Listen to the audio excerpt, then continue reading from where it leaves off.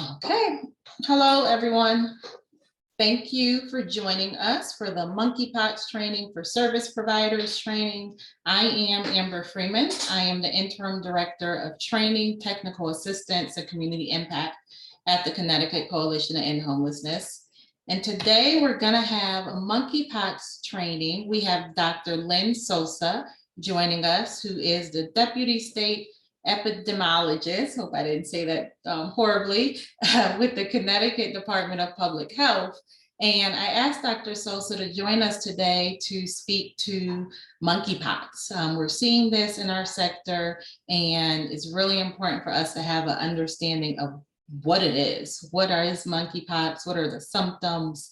How can we protect our clients as well as ourselves?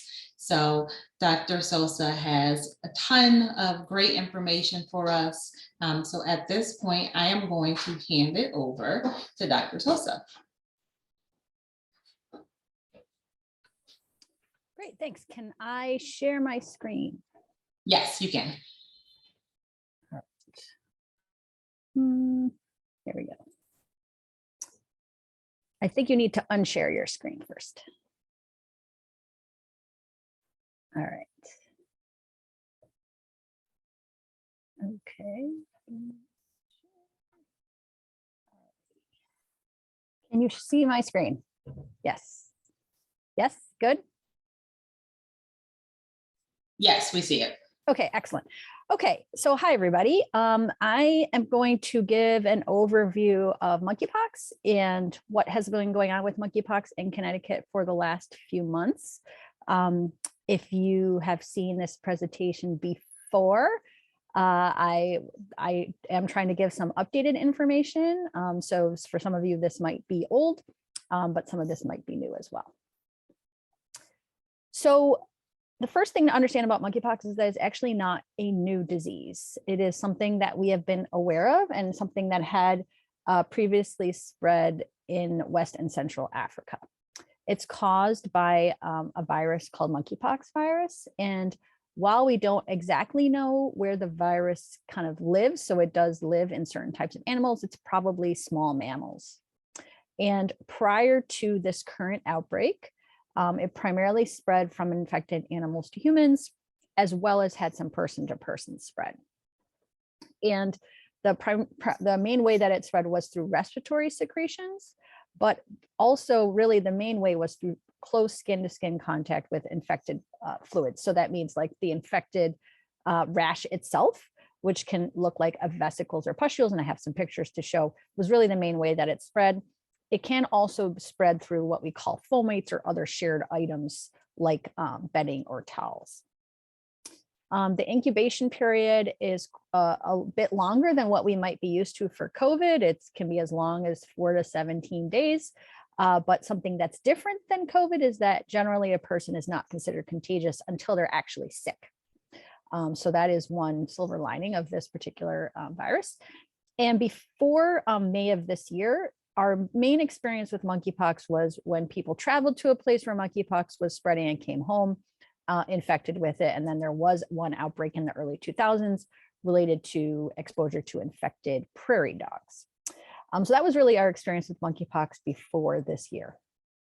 So what is new about monkeypox is that starting in May of this year, we started hearing reports of large number of cases, primarily from European countries. And Europe was not a place where monkeypox had previously spread on a regular basis.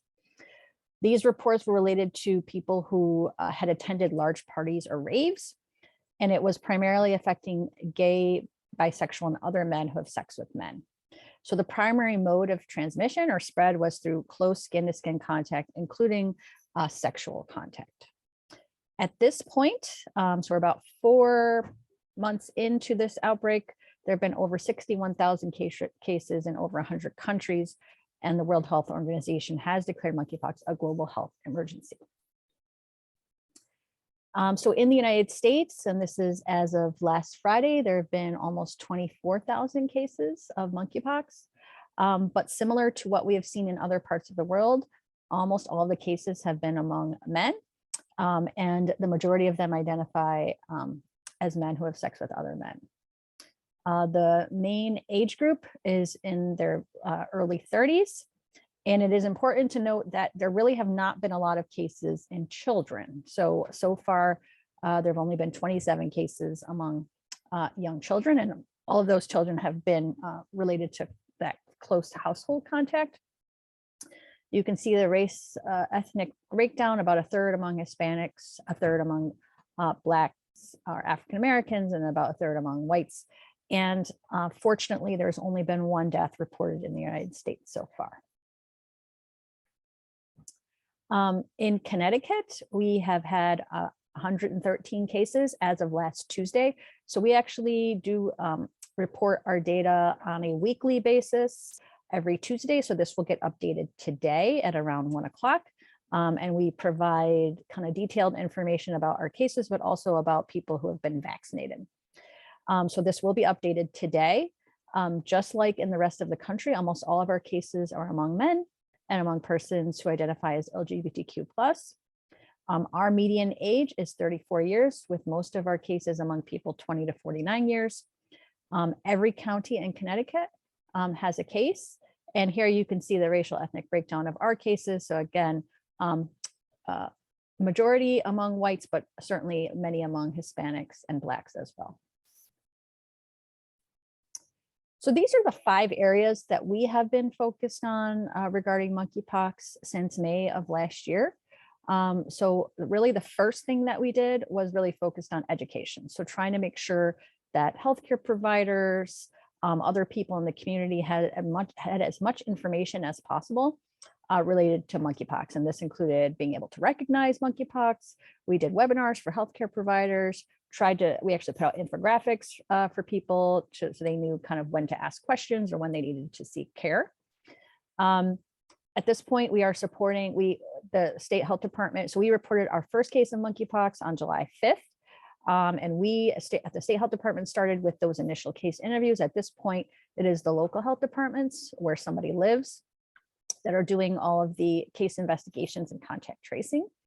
And we're supporting them. We are also supporting our healthcare facilities when someone with monkeypox is identified to do risk assessments. Our state public health laboratory was the first laboratory that offered monkeypox testing for Connecticut residents. And that was started in early June. Starting in early July, 5 commercial laboratories, that includes Quest and LabCorp, also offer monkeypox testing. But the state public health laboratory continues to offer monkeypox testing, and I will say has probably the fastest turnaround time for testing. So that's really important for people to know. We are in a much different place with monkeypox than we were with COVID at the same time. So we do have treatment available for people who have severe disease from monkeypox or at risk for severe disease. And so that medicine is called TPOXX. I'll talk more about that, but that is available just about anywhere in the state, and any healthcare provider can prescribe TPOXX. And then a lot of what we have been focusing on for the last several months is on vaccine. So making sure that close contacts have access to vaccine, as well as other people who are at increased risk. Excuse me. So just kind of really quick, what does monkeypox look like and how does it start?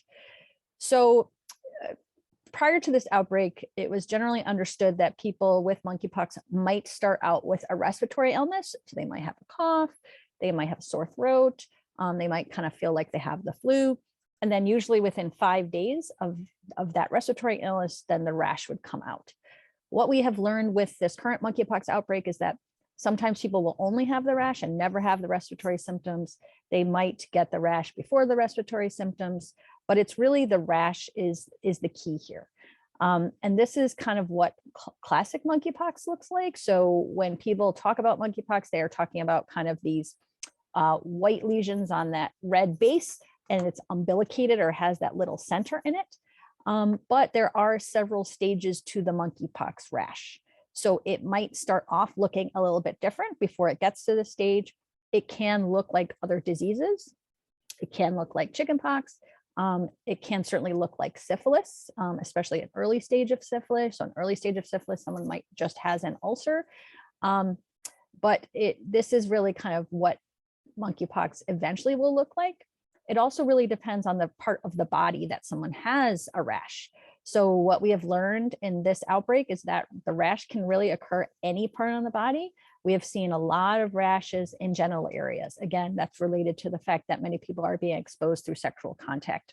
And so what this looks like can depend on the part of the body that the person has been exposed and where they actually have the rash.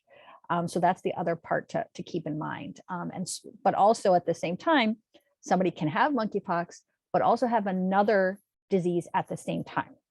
So there definitely have been situations where somebody has monkeypox, but also has, for example, syphilis at the same time. And so that's something that's really important for providers to be aware of, that not to just maybe think about one disease, but maybe somebody having multiple diseases at the same time. So what can the individual person do to protect themselves from monkeypox? So first of all, it's really being aware of any rashes that they have on their body, especially if it's in the genitals or anus, because again, that's where we've been seeing a lot of these rashes. And certainly people need to seek care if they have a rash or if they've been sick. And if someone has a rash that could be monkeypox and that's under evaluation, then we need to make sure that that rash is covered and that people are avoiding close skin to skin contact with that rash. So that means not touching that rash if somebody has it, not kissing, hugging, cuddling, or having sex with somebody with that kind of rash, and not sharing utensils or other items with somebody that has that. As I mentioned, there is a concern for possibly spreading monkeypox from sharing certain items, especially like bedding or towels, and or certainly sex toys or other types of those similar items. So trying not to share those items. Condoms can be helpful, especially if they cover the rash, or if that is protecting someone from being exposed to a rash that's in the genitals or anus. However, we don't think condoms alone are going to be enough to protect somebody from getting exposed to monkeypox. So helpful, but not alone by itself. And again, because we are seeing people exposed through sex, thinking about reducing the number of sexual partners is going to help reduce the possibility of exposure. If somebody has been exposed to monkeypox, then they should be monitoring their symptoms for 21 days after that exposure. And if somebody is identified as having been a close contact, especially by a local health department, then the local health department will be helping to monitor that person. However, because somebody is not considered contagious until they actually get sick, people do not have to quarantine if they've been exposed to somebody with monkeypox and they feel well. So that means that they can continue to go about their activities, they can go to school, they can go to work, as long as they feel well. If they were to develop symptoms in those 21 days, then that would be a time that they really should stay home. And if they get a rash, they really need to seek care and testing for that. The other good thing is that if somebody knows they were exposed, they can be vaccinated. So those are folks that we really are trying to make sure we offer vaccine to. If someone gets vaccinated within 4 days of being exposed to somebody with monkeypox, we actually have a chance of hopefully preventing them from getting sick. If it's within 2 weeks of being exposed to somebody with monkeypox, then we can actually if they were to get sick, we can hopefully make their illness a lot less severe. So once somebody has monkeypox, they do need to isolate away from others. So ideally, that means staying home and staying away from other people. And the amount of time that somebody has to stay away from other people, unfortunately, can be very long. So the rash can be minimal, and someone might only have a couple of those pustules, but they can have many. And the amount of time that it takes for that rash to heal can be anywhere from 2 to 4 weeks. So that can be a really long time. And somebody is considered not contagious once that rash has completely healed. So that means the scabs have fallen off and there's a new layer of intact skin that has formed. So obviously, a lot is being done to make sure that people who might have to stay home for several weeks have all the support they need. If somebody needs to seek medical care, they should certainly do that. They just need to tell that they're the healthcare providers that they have monkeypox, so those healthcare providers can wear the right personal protective equipment. And then, making sure that if, say, they're in their home and they have monkeypox, they need to do their best to stay away from other people. If they do have to be near others, wearing a mask and making sure that their rash is covered, and certainly not having sex or sharing contaminated items with people. We also advise people to not have close contact with their pets or other animals while they have monkeypox, because there is a concern for animals getting monkeypox from people. So in regards to congregate settings, and this would certainly apply to homeless shelters and other settings that support homeless people, you know, it's really a lot of the same things that you all have already been doing for COVID. So it's really about having a plan in place if you were to identify somebody that might have monkeypox, or you find out for sure definitely have monkeypox and is one of your clients or your staff. So it's really working on, just like you all have COVID policies, making sure you have a policy for monkeypox. And I would really encourage you to work with your local health department in advance so that you have a plan in case that were to happen. Certainly, if a case in a client or a staff member were identified in your setting, you're going to be working really closely with your local health department and possibly with us as well. Part of this is being able to identify persons who might be close contacts, because again, those are our highest priority people for being vaccinated. And I'll be talking a little bit more about how people can be vaccinated.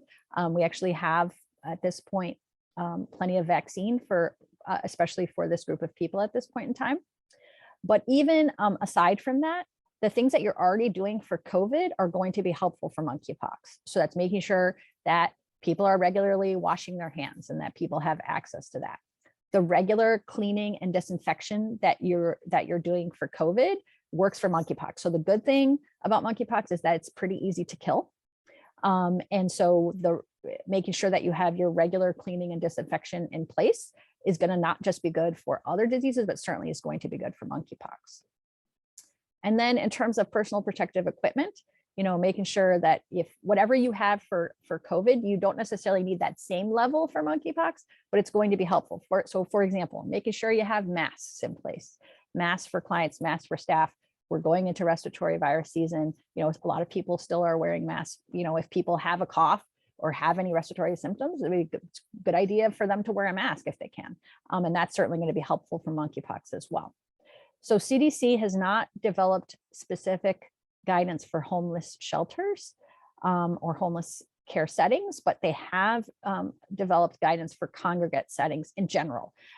So I have that link here. These slides will be provided with everybody, and it really goes over just kind of the general concepts that congregate settings should keep in mind. And these are the general concepts that people should be considering as you think through, okay, what would we do if we actually had somebody with monkeypox in our setting?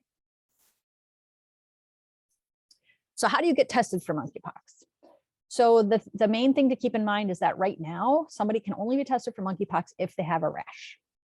So for example, as I mentioned, sometimes somebody with monkeypox might start out with just having a cough or a sore throat or feeling like they have the flu. Unfortunately, we cannot test somebody for monkeypox in that situation right now. It is only once they have a rash, even if it is just one lesion, one area on their skin, that is something that we can test. And really any healthcare provider in the state can test for monkeypox. And so we have guidance on our website for any healthcare provider. Any healthcare provider can get supplies for testing from our state public health laboratory. I can tell you that many of the patients with monkeypox in the state have been diagnosed through emergency rooms. So I think for you all, it's really just being prepared if someone says that they were exposed to monkeypox and they have a rash, or somebody who has a rash that you're concerned about, knowing where you can send that person in your community. And again, this is all part of, you know, having a plan in place. They're like, okay, somebody says they're exposed to monkeypox and they have a rash, where can I send them to get tested?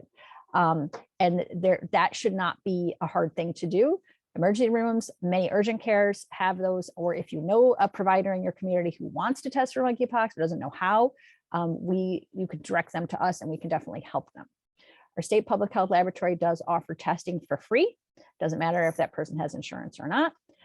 That testing right now is generally Monday through Friday, but if there is a situation that is really high priority or concern for a lot of potential exposure, then they can do testing on the weekends as well.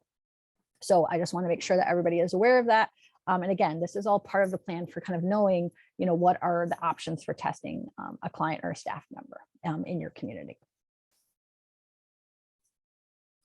So as I mentioned, we are in a much better place with monkeypox in terms of both treatments and vaccines. So there is a treatment that is available for monkeypox. It's called tecovirimat, or TPOXX for short. And while this was a medication originally developed to treat smallpox, it can be used for monkeypox. And so far, about 37 people in Connecticut have been treated for with TPOXX. And the main people that would be considered for TPOXX is, again, not every single person with monkeypox needs treatment. It is really meant for people with severe disease, and this can include people who might have bleeding. So for example, people who might have monkeypox, the monkeypox rash in their anal area, they can have bleeding from that. These lesions can sometimes be painful. So those are people that could benefit from treatment, as well as people who are at high risk for severe disease. So that includes people who are immunocompromised or who have HIV or have the rash in sensitive parts of their body or kind of near their eye or something like that. So these are all people that could be considered for TPOXX. Just like any healthcare provider can test somebody for monkeypox, any healthcare provider can actually prescribe TPOXX for somebody. The only thing that healthcare providers need to keep in mind is that this is an investigational drug. So that means that the drug is not one that anybody can go to CVS to get. So the healthcare provider does need to get informed consent from the person they're prescribing TPOXX to, and they do need to fill out some forms. However, TPOXX is available to any person that needs it, even if they don't have insurance. So we've been working with many hospitals in the state, but also with the UConn specialty pharmacy, where providers can send their prescriptions and the pharmacy will actually get that medication to the patient directly to their home if needed. So that's a really important thing to keep in mind. So what vaccines are available for monkeypox? So the vaccine that is currently available is called the Genius vaccine. And this is the vaccine that the federal government is giving every state and jurisdiction for monkeypox at this time. So since the beginning of having this available to us, and we started getting allocations in July of this year, it has been a limited supply, which is why the federal government is determining how many doses each state can get.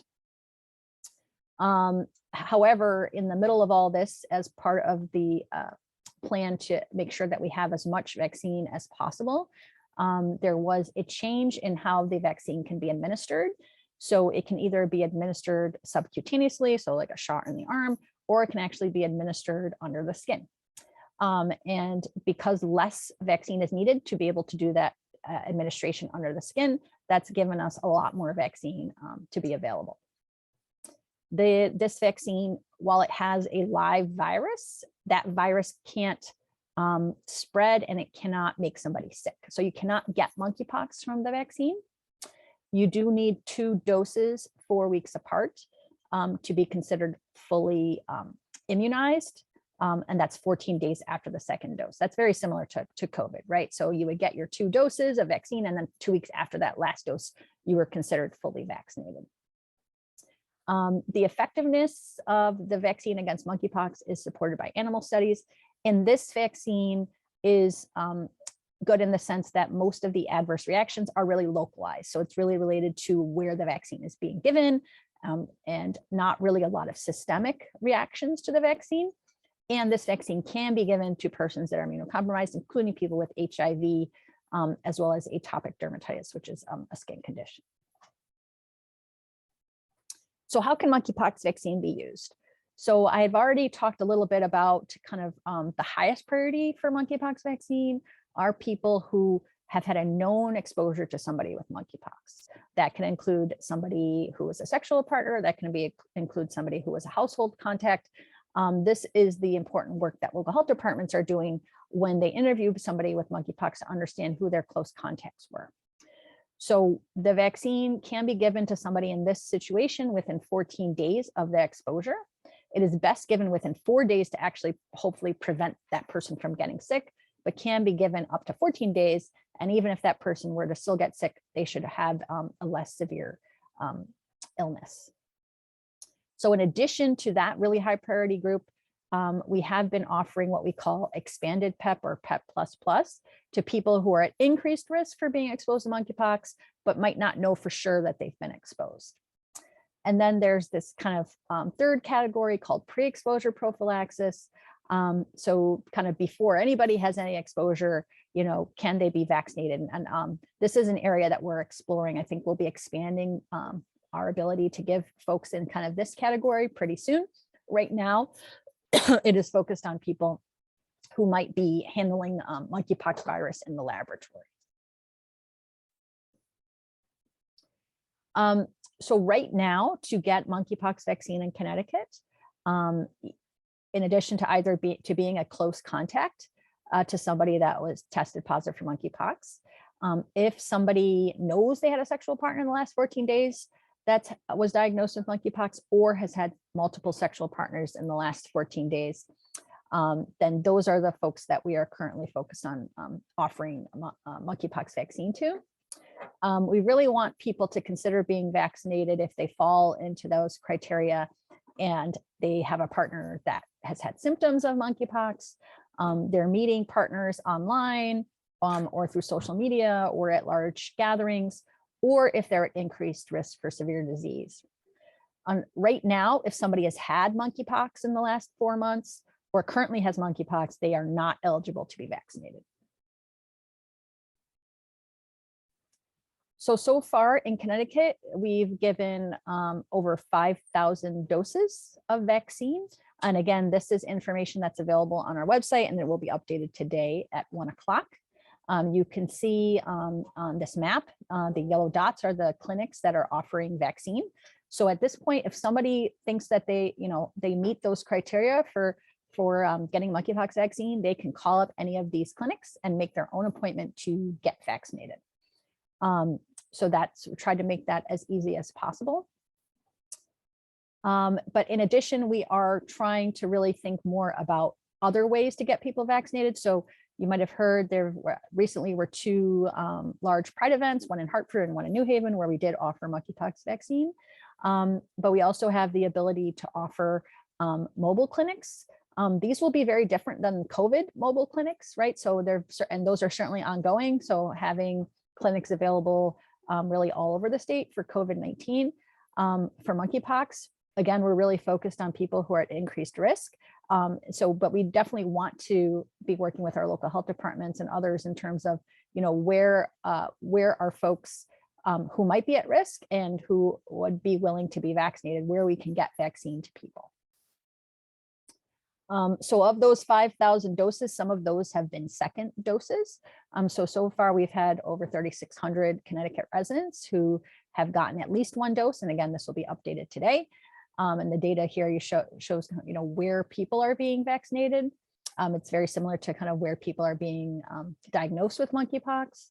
And here you can also see the racial ethnic breakdown of persons who are vaccinated. So that's obviously an area that we're also working really hard to improve. So that was my main kind of overarching update and overview of monkeypox, and I'm happy to answer any questions.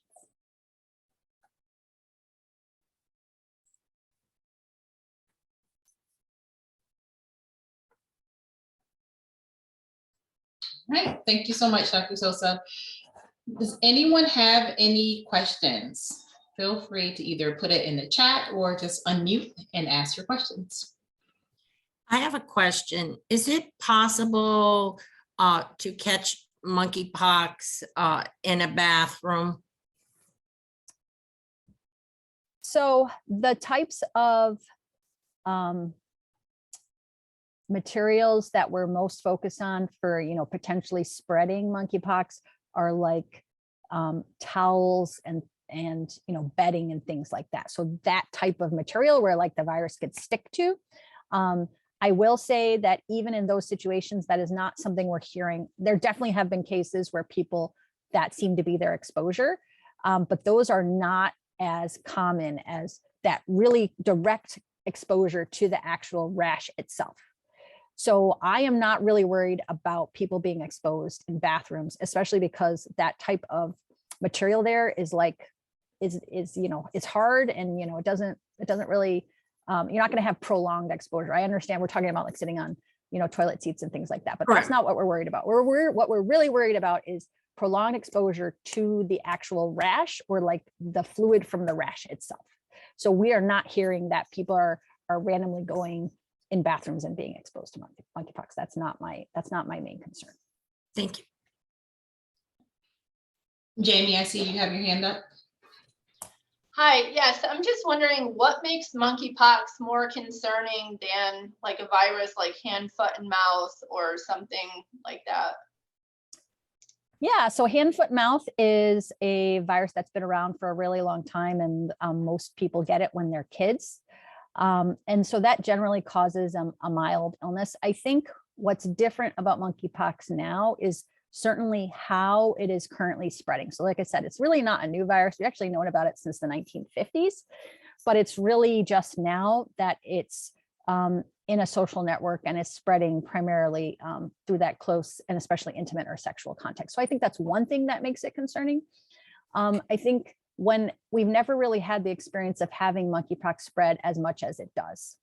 And so when you have a virus or any disease spreading a lot, certainly a lot more than previously, you really see the full spectrum of disease. So we're seeing people with really, really mild illness and seeing people with really, really severe illness.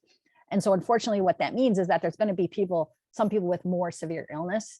And especially when you have more people affected, you're going to see more people with severe illness. So I think part of this is just learning about it and learning how to manage it. And it's because it's not something we've had to do on the scale before. That's what makes it new and different. And the fact that it's spreading in particular among one population right now. I think what we're hoping does not happen is that it spreads more widely. And that's the other part that we're trying to do. We're trying to make sure that it doesn't become something like hand, foot, mouth, where pretty much everybody gets exposed.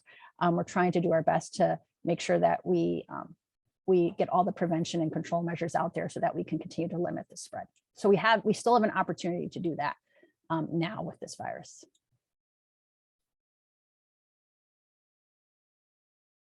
And we have a question in the chat that says, what will be the time frame to visit with the client after they have been exposed and completed their medication for treatment? Sure. So I think there's two things in there. So somebody can be exposed, and if they know they've been exposed, then they should be monitoring their symptoms for 21 days or 3 weeks. If that person never gets sick, they can do whatever they want. People can hang out with them. They can do whatever they want, because again, they're not considered contagious until they actually get sick. So many people will be exposed and never get sick, and that's a good thing.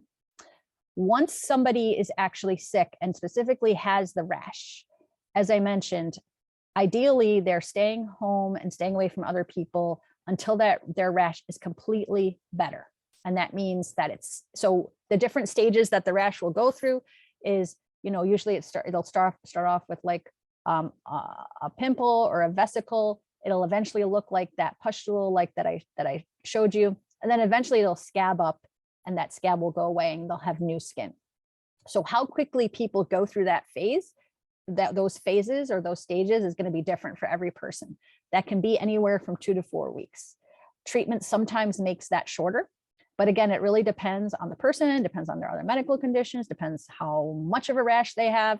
And so the key kind of distinction I want to make is somebody can be exposed and not sick, and they have no restrictions. Okay, so that's really important. Once somebody is sick, we're trying to make sure that they stay away from other people until their rash is completely better, and the treatment might help that be faster, but might not.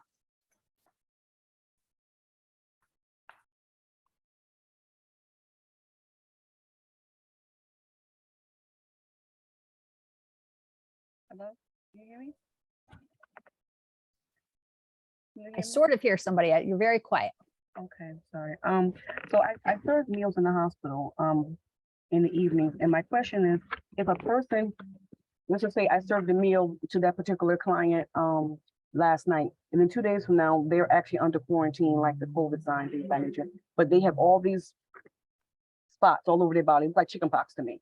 So my question is, how likely am I actually, I guess?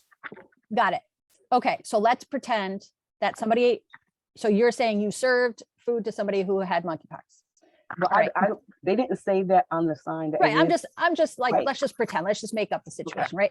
Okay, so Okay. that's all you did, right? Mhm. So you saw them for like 30 seconds. For 5 Yeah. minutes, because I do ask the help serve their food, open their food up, open Yeah. that kind of thing. Yes. Yeah. Yes, ma'am. That is a very short exposure and we're not really worried about that. Okay, which is a good thing. So when we're talking about like most people that are getting this, it is, while there is some concern from exposure to that respiratory, again, it is that really close prolonged contact to the rash itself. So in general, we are more concerned about that respiratory exposure if it's been for many hours. But that short time, not something that we're really concerned about. That's not really going to be a high risk concern. And we have another question in the chat about different best practices regarding cleaning, especially for individuals that may be in the shelter. Like how often should they wash the bedding? Yeah, so I don't think that the congregate setting guidance really delineates anything different. So again, it's not, we've only had 120 people in Connecticut with monkeypox. So it's not like there's a lot of people with it. The problem is that we might not know everybody, at the time, especially at the beginning. So I think the emphasis in that CDC guidance is your regular cleaning procedures are going to be really helpful. So whatever you're regularly doing for just cleaning, for cleaning bedding, all those things is really important, and making sure that you're staying on that kind of track and on that schedule. That's going to be really important. So yes, once somebody who's diagnosed with monkeypox, maybe you would do something more. But again, the main thing is making sure that you have a schedule and that you're following it. That's going to be the most important thing, as opposed to really like changing everything. Once you identify somebody with monkeypox, then the key is there's going to be additional guidance for handling that person's bedding. Okay, in terms of how it's cleaned and, the person who has to handle it and the PPE they need to wear. But just in general, I think it's really important just to emphasize whatever your normal cleaning procedure is going to be helpful, not just for monkeypox, but for a variety of other things. So that's really the most important thing, is making sure that you have a schedule for cleaning and that you're following it.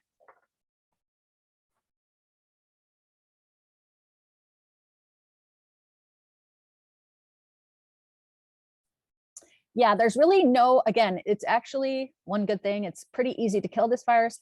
CDC has given specific, I forgot the actual letter. I think it's that they recommend but so basically bleach is really good, right? Bleach is good for lots of things. But I will put, the guidance specifically says, make sure that you're using cleaning from this category. So we can definitely put that in there, but I bet you it's something that you're already doing, and it's not something you have to do anything. You don't have to get anything special just for monkeypox.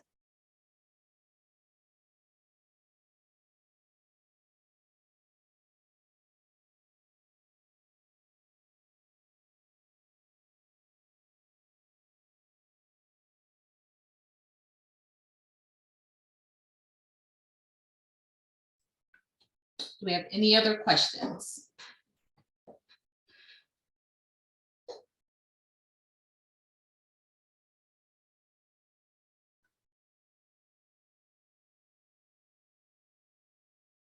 So I just looked it up real quick. It's list Q. So it's EPA list Q is the list that they give for making sure. And this is also good for COVID and other things. I'll put that specifically in here, but that's within the kind of bigger guidance. So the link I just posted is specifically kind of the list Q, but then the bigger guidance kind of gives kind of the overarching points, which I've already kind of covered, that congregate settings need to consider.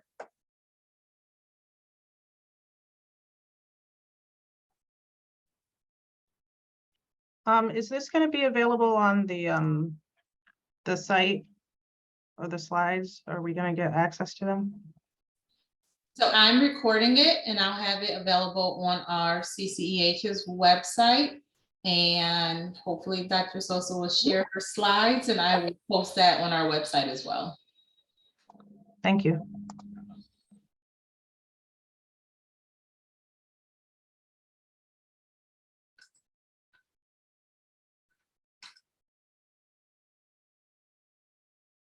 Okay, well, if we don't have any other questions, I guess we will close a little earlier than planned. So Dr. Sosa, thank you so much for providing this information. You made it very simplified to understand such a complex thing that's going on. So thank you so much. As I mentioned, this is being recorded, so the recording as well as the slides will be available on our website. I should have it up there by tomorrow so that you all can share with your staff or anyone else that may be looking for additional information. So thank you so much, and you all have a great day. Thank you. Thanks. Bye-bye.